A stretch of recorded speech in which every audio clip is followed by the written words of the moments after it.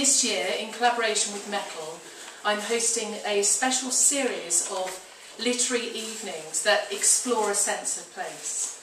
And the first one tonight, we're going to be looking at how Southend and the surrounding area have been described in literature. The idea for this event has come directly out of conversations and discussions which have arisen during the previous salons in the last couple of years, held here at Chalkhall Hall. In 2010, for the very first salon event, we had the writer Ian Sinclair, who came and spoke to us about the particular qualities of the estuary landscape, and for him, the mysteries of the A13, which is written about extensively. And then we had a wonderful event in 2011 with the nature writer Robert Macfarlane, who came here and screened his incredible nature film, The Wild Places of Essex, and spoke of his passion for the area and its natural beauty. As did the writer and academic Ken Walpole, who came also last year and told us about his extraordinary project where he walked the 350 miles of the Essex coastline and produced an amazing book with photographs and text. And Ken Walpole and that book have been very much kind of inspiration for tonight, because he's one of the writers who started to... Ken is from Essex. He lived in Canvey Island and Hadley for a long time. And he started to research the other writers and artists who've been fascinated by the uniqueness of the Essex landscape. He mentions in the introduction to his book the historian Simon Sharma, who many of you probably know was born and raised for a long time in Leigh-on-Sea. And in his work, Landscape and Memory, he talks about his own memories of Southend in the 1940s. And I'm going to start by just reading a very short excerpt from that hefty book.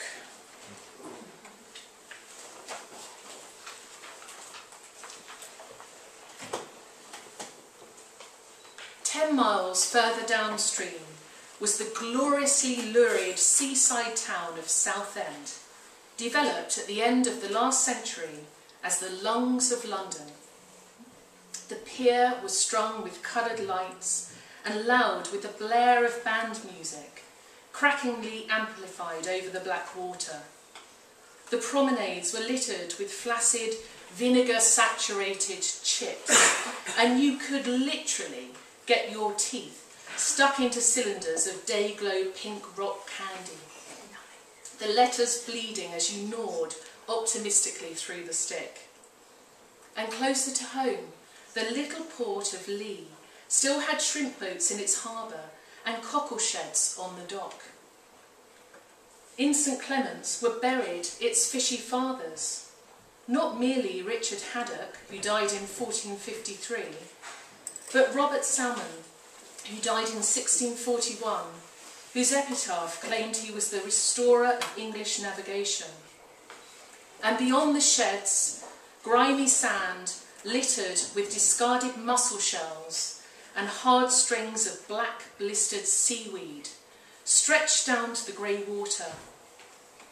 And when the tide went out, exposing an expanse of rusty mud, and I could walk for what seemed like miles from the shore, testing the depth of the ooze, paddling my feet among the scuttling crabs and winkles, and staring intensely at the exact point where I imagined the river met the sea." Now, I'm sure for many people in the room this is a very familiar description of Southend.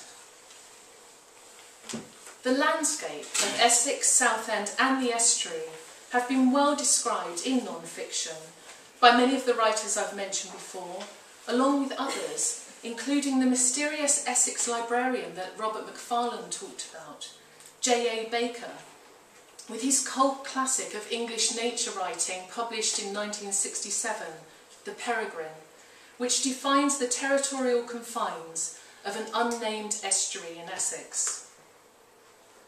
There are, of course, many, many fascinating memoirs written by local people which describe the Southend area in great detail through different periods of time. I really want to encourage you in the break and after this event to please visit the bookshops in the back room, one run by Hoxton Books and also the Book Inn, who have got the most fantastic collection of local history books. We could certainly do a number of salon events about these type of books, but the focus of tonight's event is how Southend has been represented in fiction. I'm really aware that I've only begun to kind of scratch the surface here of this subject, and I'm very much hoping that all of you here later in the discussion will tell me more and we can start to kind of really build a collection of these type of excerpts.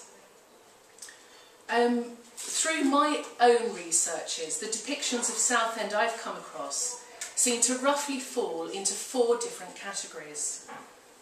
Southend as a pre-war seaside resort. Southend as a seascape. The Essex marshes as wild and melancholy landscape. And finally, contemporary depictions of Southend in fiction. First of all, we're going to look at Southend as a seaside resort. Looking for the earliest depiction that I could find of Southend in fiction was a very short piece in Jane Austen's classic novel Emma, which was first published in 1815 and has never been out of print since.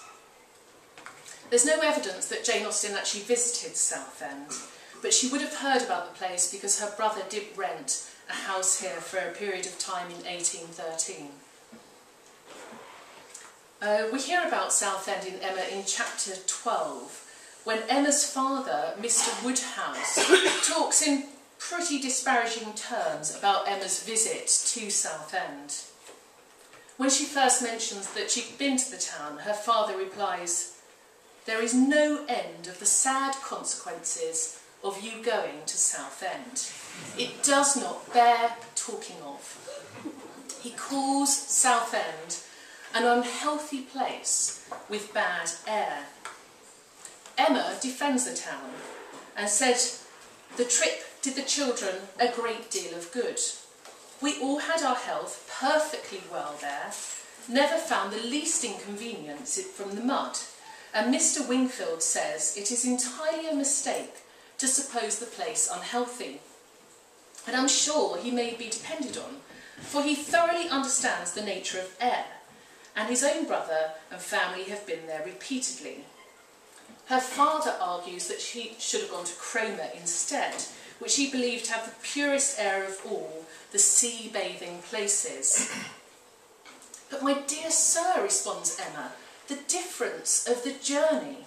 Only consider how great it would have been. 100 miles perhaps, instead of 40. "Better not move at all," replies her father. "Better stay in London altogether than travel 40 miles to get into a worse air." I promise you it gets better than this. But sadly, I feel this opinion of Emma's father, which dates back to 1815, was quite commonly held then and is quite commonly held now. Even though by the early 19th century Southend had started to become a reasonably fashionable seaside resort, it was never seen in the same terms as places like Cromer or Bournemouth or Ramsgate. And I do think that this kind of snobbery about Southend as an inferior seaside resort still remains today. Southend is well described in the Edwardian era in the romantic novels of George Warwick Deeping, who was born in Southend in 1877. He was the son of a doctor, and he lived in Prospect House at the end of Southend High Street, opposite the Royal Hotel. So I presume that's where the Royal Shopping Centre now stands. He was one of the best-selling authors nationally in the 20s and the 30s, but very heavily criticised by his literary contemporaries for his melodramatic plots. I have read some of the work, and I can't say I'm a huge fan. It's not the greatest literary works that I've ever come across, but there are some very lovely depictions of Southend there in a number of his novels, which he names Southfleet, but it was obviously modelled on Southend. On the Warwick Deeping Appreciation Society website, I read see, he still does have fans. I read that one of his fans visited Southend and said that you could take the novel Mr. Gurney and Mr. Slade and follow the story from street to street, and in most cases from building to building. The novel was published in 1944, but set just before World War I. I'm now going to ask one of my wonderful readers who've come here tonight to help me out, and I'd like to introduce to you Alan Dean, the multiple award-winning Radio 4 broadcaster, writer and oral historian, who's going to read to us a very short excerpt from Warwick Deeping's Mr. Gurney and Mr. Slade. Alan Dean.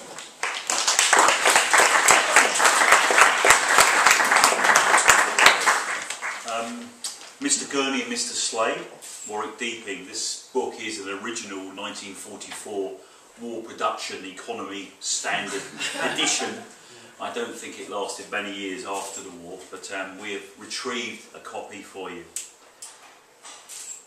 Gurney explored the old town before paying his formal visit to the Reverend Egbert Jones.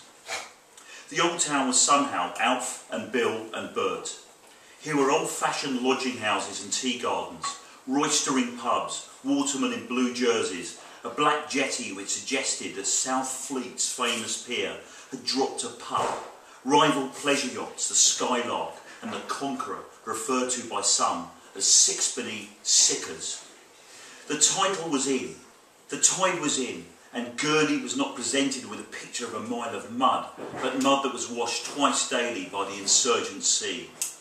Here too was that East End crowd, still flowing stationwards and enjoying life as the common folk can enjoy it. Children might be a little tired and peevish and too full of shrimps and cockles, but it had been a great day, oh yes, a great day. The crowd had washed its feet in Jordan.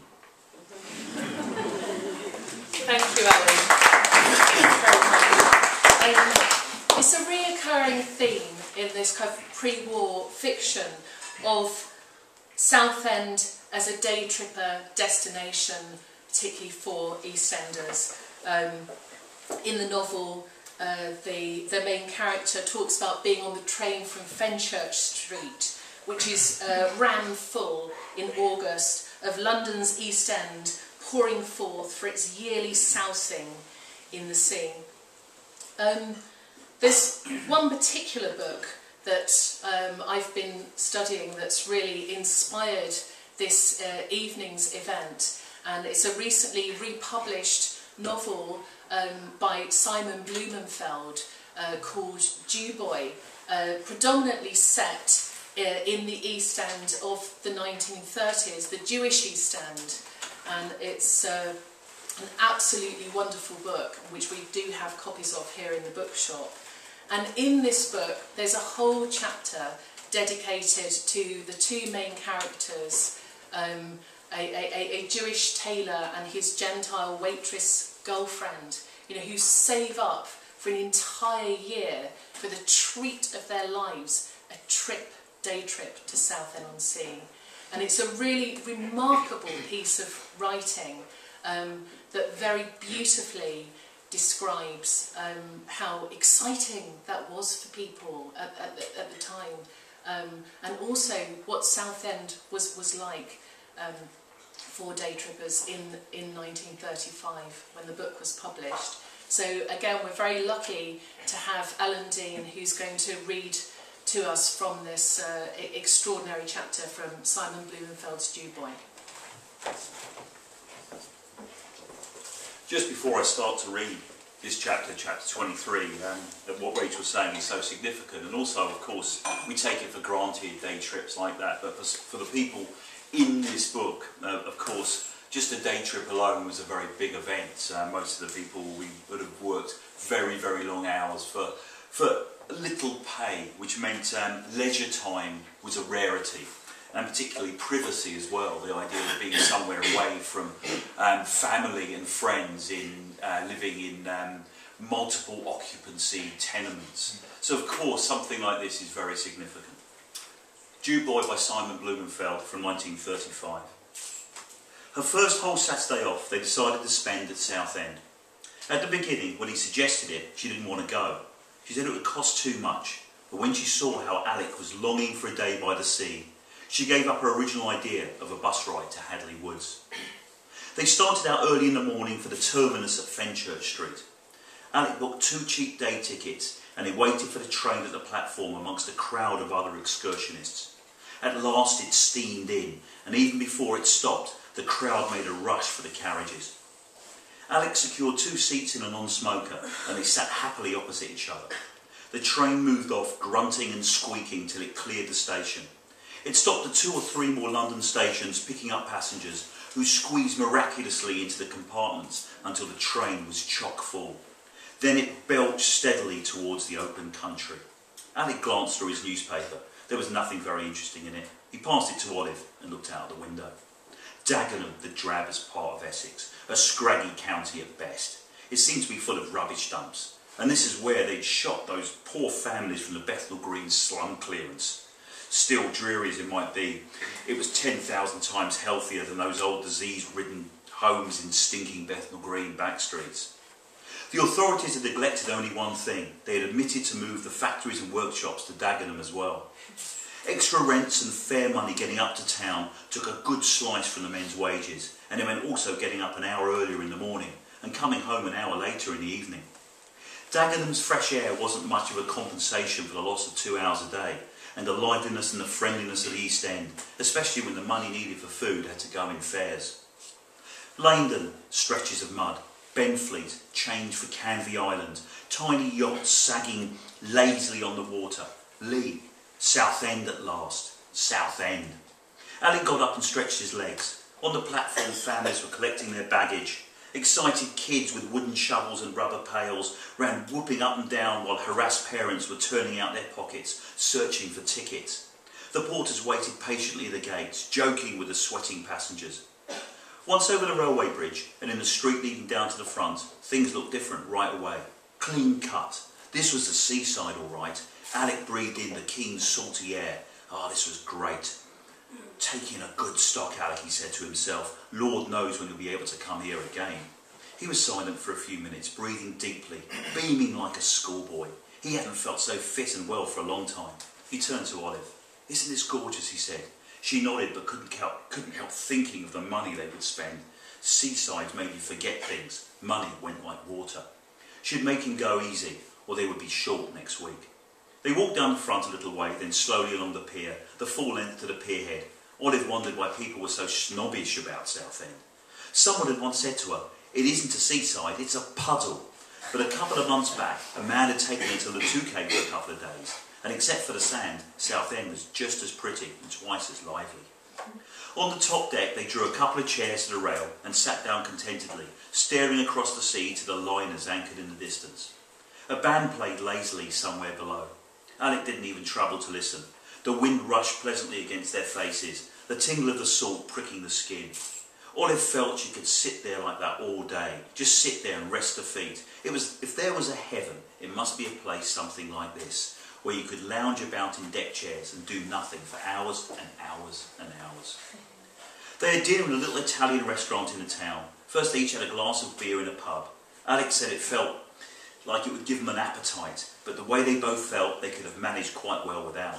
They ordered double portions of eggs and chips, plenty of bread and butter, stewed apples and custard, and finished up with large mugs of coffee made with milk. Outside on the sidewalk, touts pestered them to go for runs in antiquated coaches. They stood for some time by the kiddies' boating pool, watching the children paddling their little canoes. It gave them both a marvellous warm feeling seeing kids enjoying themselves. In the whole world there couldn't be anything fresher or more delightful than a lot of children laughing. Laugh, laugh, little ones, now's your time. You'll know soon enough what it means to struggle for a living. They went for a ride on the little electric motors, both squeezing together in one car. Alex had one hand round her waist, the other on the steering wheel. They both laughed almost as happily as the children when they bumped into someone, or someone bumped into them. Then they went for a cruise on the Mary Ann, out to the ocean-going liners and back for sixpence. A man in dirty white ducks and a yachting cap played a rickety piano with a couple of keys missing, singing in a tuneless voice, "Oh, I do like to be beside the seaside. Oh, I do like to be beside the sea."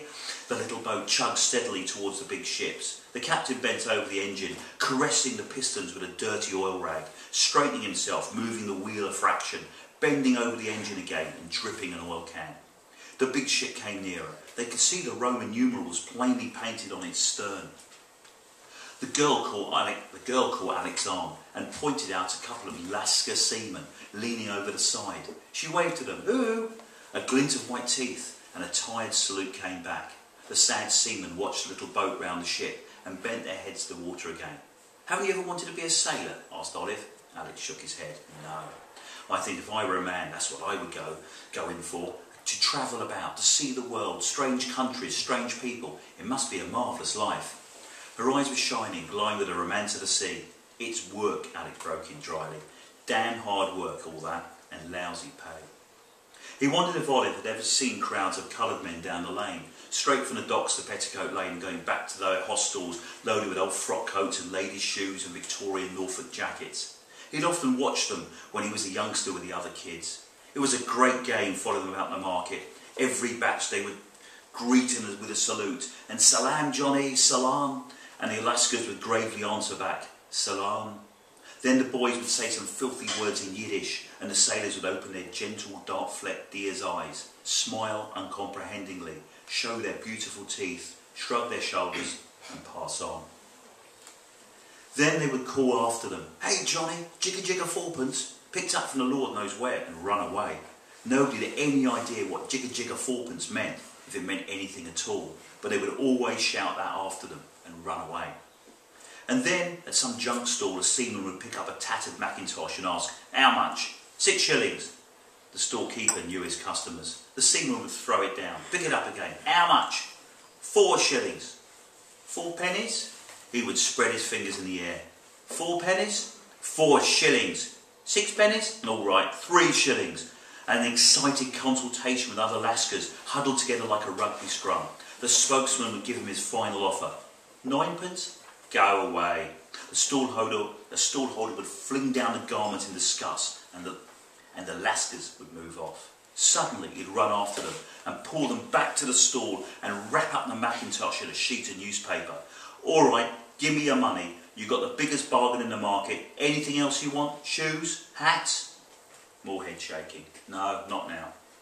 Next stop, the cheap grocers. Sunlight soap. Bars and bars of Sunlight soap. Almost half a case. What the hell do they do with all that soap? It was still a mystery, like jigger jigger fourpence. But one thing he understood now, why they counted every farthing. Not because they were mean, but because they were so badly paid. It wasn't the sort of life to laugh at or envy. A romantic, adventurous career on twopence halfpenny a week. Beside the seaside, beside the sea. The Mary Ann grated on the beach. The man in white ducks reached them with the hat. Pennies clinked in it. Alec put in a 6pence. The man grinned from ear to ear and saluted smartly. Thank you, sir." Olive looked at Alec when he passed. "Why 6pence? "Ah, the poor blighters also got to live," he said.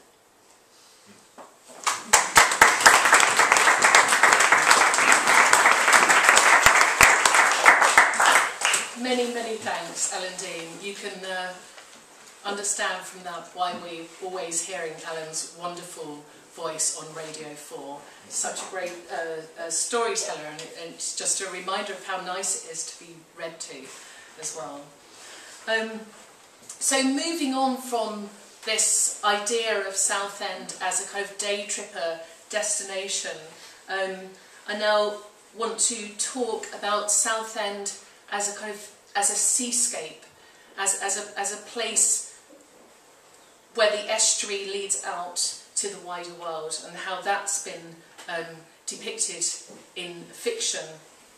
And I was delighted to come across this excerpt in H.G. Wells' classic work of fiction, War of the Worlds, which was first published in 1898.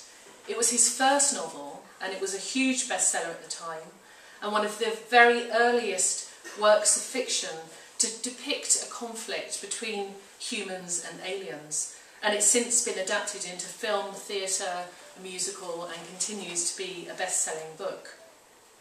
H.G. Wells was born in Kent, but he did live in Little Easton near Dunmow in Essex for many years, and he knew the county really well. In Book 1 of War of the Worlds, Chapter 17, entitled The Thunder Child, Wells describes the great stampede of millions of people trying to escape the London Martian invasion, trying to escape London, and how they were filling the roads, not just through the home counties, but also through Edgware and Waltham Abbey, and along the roads eastward to Southend and Shoebury Ness. And this section of the novel, which we're now going to hear, describes the absolute chaos in the estuary as tens of thousands of people were trying to hire boats to kind of flee the country. And again, we're very lucky tonight because we have with us another great voice, actually, the American artist, writer, curator Justin Hopper, who's here with Metal in residence tonight, and he's very kindly going to read to us this excerpt from H.G. Wells. So a warm welcome, please, for Justin Hopper.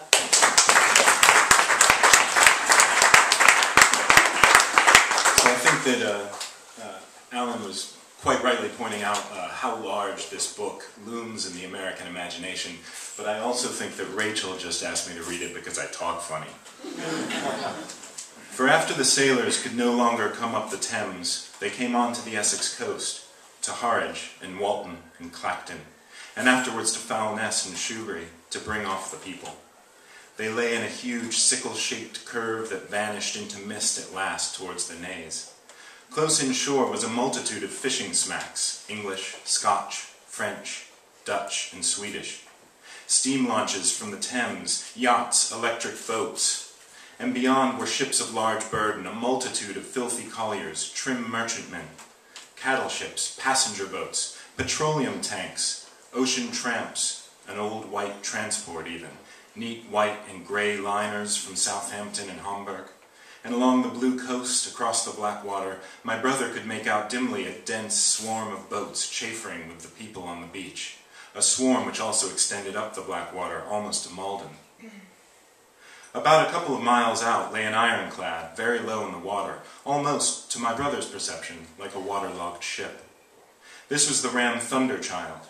It was the only warship in sight, but far away to the right, over the smooth surface of the sea, for that day there was a dead calm, lay a serpent of black smoke to mark the next ironclads of the Channel Fleet, which hovered in an extended line, steam up and ready for action across the Thames estuary during the course of the Martian conquest, vigilant yet powerless to prevent it. At the sight of the sea, Mrs. Elphinston, in spite of the assurances of her sister-in-law, gave way to panic. She had never been out of England before. She would rather die than trust herself friendless in a foreign country, and so forth. She seemed, poor woman, to imagine that the French and the Martians might prove very similar. She had been growing increasingly hysterical, fearful and depressed during the 2 days' journeyings. Her great idea was to return to Stanmore. Things had always been well and safe at Stanmore. They would find George at Stanmore.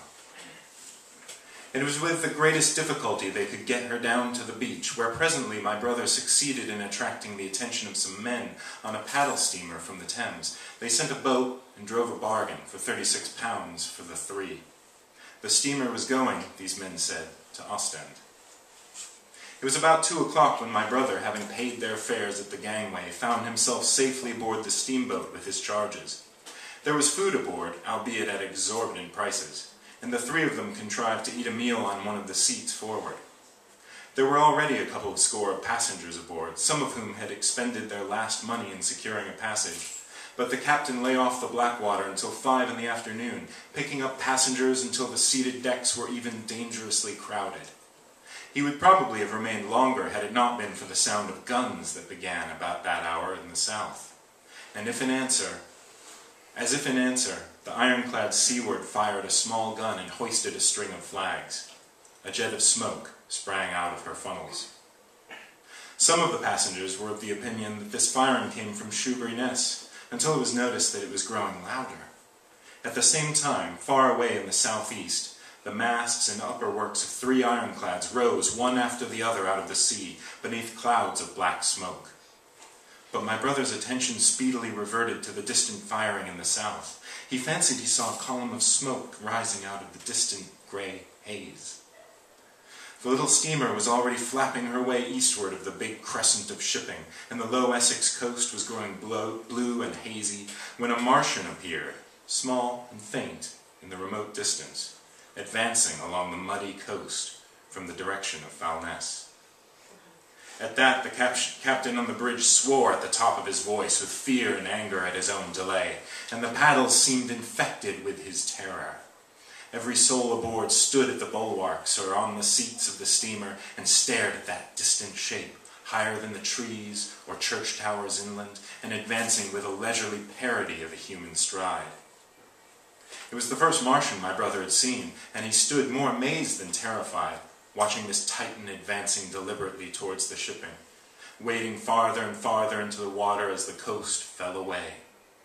Then, far away beyond the crouch, came another, striding over some stunted trees, and then yet another, still farther off, wading deeply through a shiny mudflat that seemed to hang, halfway up between the sea and sky. They were all stalking seaward, as if to intercept the escape of the multitudinous vessels that were crowded between Foulness and the Naze. In spite of the throbbing exertions of the engines of the little paddle-boat, and the pouring foam that her wheels flung behind her, she receded with terrifying slowness from this ominous advance. Glancing northwestward, my brother saw the large crescent of shipping already writhing with the approaching terror, one ship passing behind another coming round from broadside to end on, steamships whistling and giving off volumes of steam, sails being let out, launches rushing hither and thither. He was so fascinated by this, and by the creeping danger away to the left, that he had no eyes for anything seaward. And then a swift movement of the steamboat, she had suddenly come round to avoid being run down, flung him, a trampling of feet, and a cheer that seemed to be, flung him headlong from the seat upon which he was standing. There was a shouting all about him, a trampling of feet, and a cheer that seemed to be answered faintly. The steamboat lurched and rolled him over upon his hands. He sprang to his feet and saw to starboard, and not 100 yards from their heeling, pitching boat, a vast iron bulk like the blade of a plough tearing through the water, tossing it on either side in huge waves of foam that leaped towards the steamer, flinging her paddles helplessly in the air, and then sucking her deck down almost to the waterline. A douche of spray blinded my brother for a moment. When his eyes were clear again, he saw the monster had passed and was rushing landward. Big iron upperworks rose out of this headlong structure, and from that twin funnels projected and spat a smoking blast shot with fire. It was the torpedo-ram Thunderchild, steaming headlong, coming to the rescue of the threatened shipping. Keeping his footing on the heaving deck by clutching the bulwarks, my brother looked past this charging Leviathan at the Martians again, and he saw the three of them now close together, and standing so far out to sea that their tripod supports were almost entirely submerged. Thus sunken, and seen in remote perspective, they appeared far less formidable than the huge iron bulk in whose wake the steamer was pitching so helplessly. It would seem they were regarding this new antagonist with astonishment. To their intelligence, it may be, the giant was even such another as themselves. The Thunder Child fired no gun, but simply drove full speed towards them. It was probably her not firing that enabled her to get so near the enemy as she did. They did not know what to make of her. One shell, and they would have sent her to the bottom forthwith with the heat ray. She was steaming at such a pace that in a minute she seemed halfway between the steamboat and the Martians, a diminishing black bulk against the receding horizontal expanse of the Essex coast.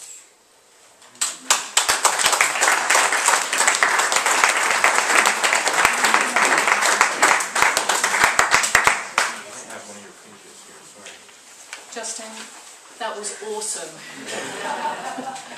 It really was. Thank you so much. So beautifully read.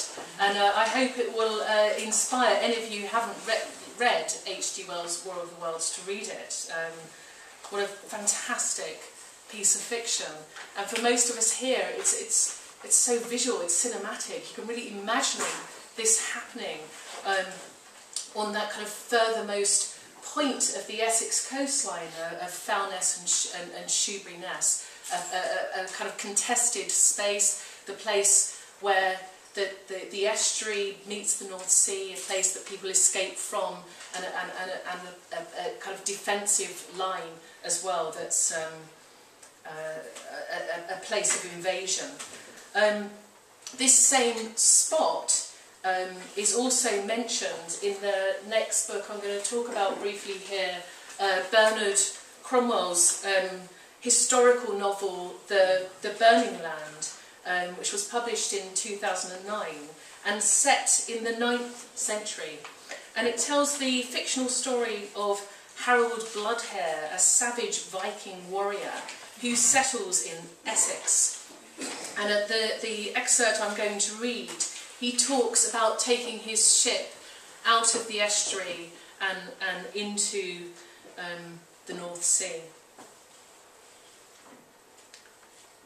To drive a boat into the grey waves, to watch the Wolf's Head dip into the crests and rear in an explosion of white water, to feel the wind hard and cold, to see the sail taut as a pregnant woman's belly, to hear the hiss of the sea against the hull, and to feel the steering oar tremble in the hand, like the very heartbeat of the boat. All that brings joy.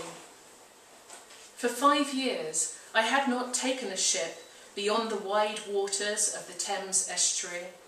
But once we had cleared the treacherous shoals of the point of, he calls it Foulness, I presume he means Foulness here, we could turn north, and there I hoisted the sail, shipped the long oars, and let the sea-wolf run free.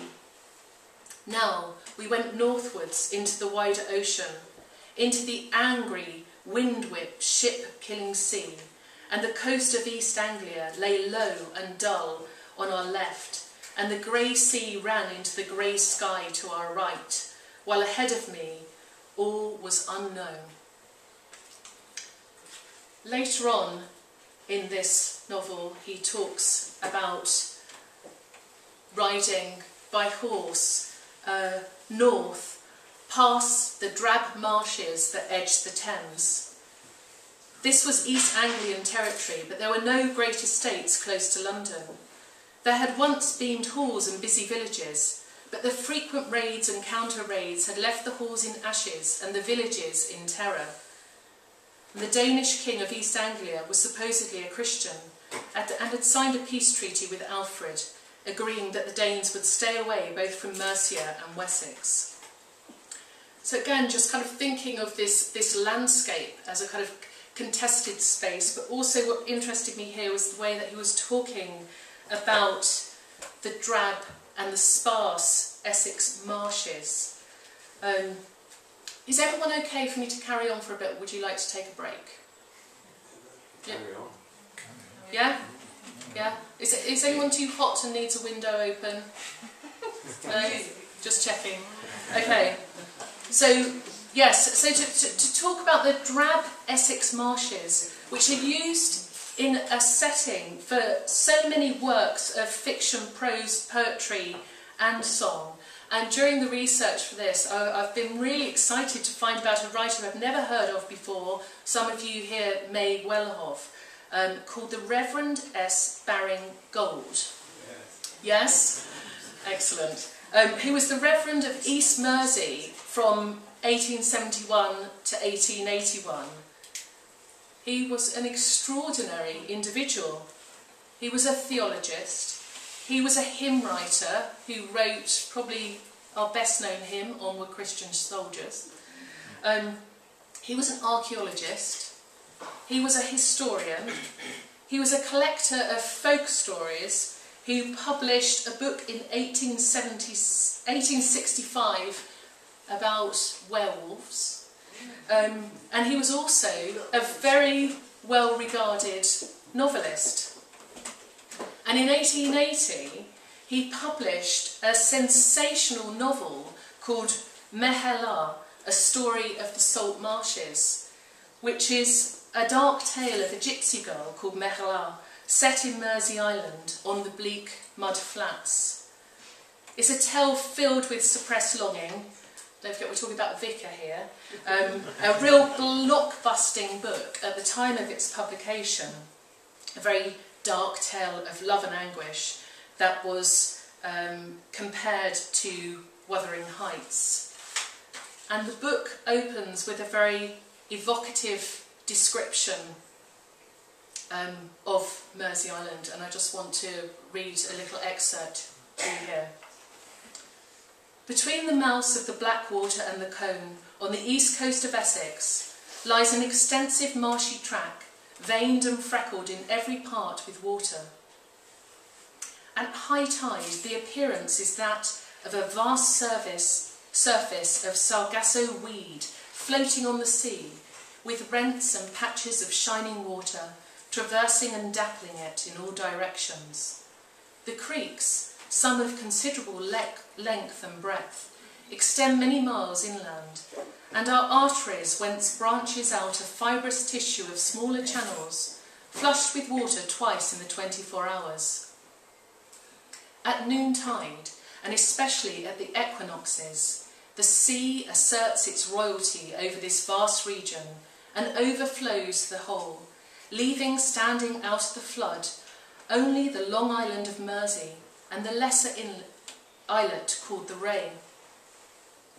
This latter is a hill of gravel rising from the heart of the marshes, crowned with ancient thorn trees and possessing what is denied the mainland, an unfailing spring of purest water. At ebb, the Ray can only be reached from the old Roman causeway, called the Strood, over which runs the road from Colchester to Mersey Isle, connecting formerly the city of Trinobant with the station of the Count of the Saxon shore. But even at ebb, the Ray is not approachable by land, unless the sun or east wind has parched the ooze into brick. And then the way is long, tedious and tortuous, among bitter pools and over shining creeks. It was perhaps because this ridge of high ground was so inaccessible, so well protected by nature, that the ancient inhabitants had erected on it a raft or fortified camp of wooden logs, which left its name to the place long after the timber defences had rotted away. A more desolate region can scarce be conceived, and yet it is not without beauty. In summer, the thrift mantles the marches, I think that's supposed to say marshes, with shot satin, passing through all gradations of tint from maiden's blush to lily white. Thereafter, a purple glow steals over the waste as the sea lavender bursts into flower, and simultaneously every creek and pool is royally fringed with sea aster. A little later, the glasswort that shot up green and transparent as emerald glass in the early spring turns to every tinge of carmine. When all vegetation ceases to live and goes to sleep, the marshes are alive with wakeful countless wildfowl. At all times they are haunted with sea mews and roysting crows. In winter they teem with wild duck and grey geese. The stately heron loves to wade in the pools. Occasionally the swan sounds his loud trumpet, and flashes a white reflection the still blue waters of the fleets. The plaintive pipe of the curlew is familiar to those who frequent these marshes, and the barking of the brent geese as they return from their northern breeding places is heard in November. Beautiful description of the Essex marshes, which is available online. If you want to, you can just download the book. It's one of those lovely bits of Victorian literature that you can find online. I've got quite a lot more to say about the marshes, but I think we're going to take a short 10-minute break.